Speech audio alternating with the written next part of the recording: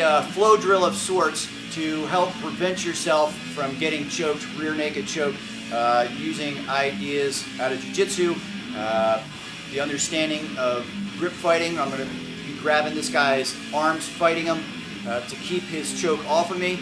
2 ideas coming from 2 different respected MMA and Jiu-Jitsu practitioners. One guy named Squid from MMA Surge and another fellow named Kurt Osiander. Both of their ideas merging together in this flow drill that we've made up, so the top person can work some ideas and the bottom person can work some ideas.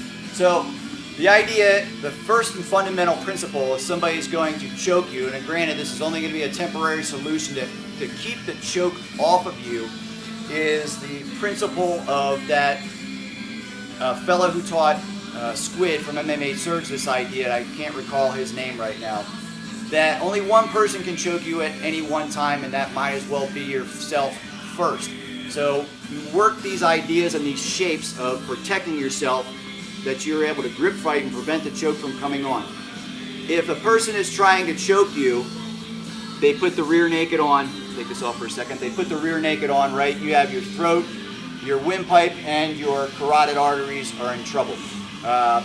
So if you beat the person to the choke first by grabbing your throat with one hand or both hands or other ways, it will put us into some other positions from Kurt Osiander.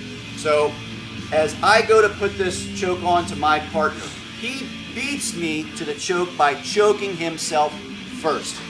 I put on the rear naked and I cannot squeeze. Eventually, he will find himself in a problem, but you're not going to stay there. This is a principal idea that you're going to work off of other ideas. So, from the choke yourself first principle idea, we work into other shape ideas that were shared by Kurt Osiander. These ideas are such that the shapes of your hands, X, Home Alone, or Pray to God, they can all be made out of the choke yourself position first. So I am going to go back and forth and do a rear naked choke. Now I do my rear naked chokes a little bit different. Instead of, let's go sideways, instead of cupping my hand around here and holding his head, I keep my fingers, what I always call long and strong. This structure is a very strong structure that you see come up over and over. It's shown in traditional arts, but it allows you to have a lot of strength, this extensor muscle group here. So I put my choke on, I don't cup, I try to like slice his head off. Eddie Bravo, I believe, uses this idea. So as I put the choke on my partner, he's going to choke himself first. I am going to do rear naked chokes in this fashion where I'm like slicing his head off. Just a technicality, it makes the choke stronger for me in putting it on. I'm going to go back and forth. And he is going to work the principal idea, choke yourself first with the 3 structures. X, Home Alone, or Pray to God, using sound jiu-jitsu principles of grip fighting. So the top guy gets to work something as well as the bottom guy. All right, so here we go into the drill. I put my choke on, he moves. I put my choke on or attempt to, and he prevents it. I attempt to, and he prevents it.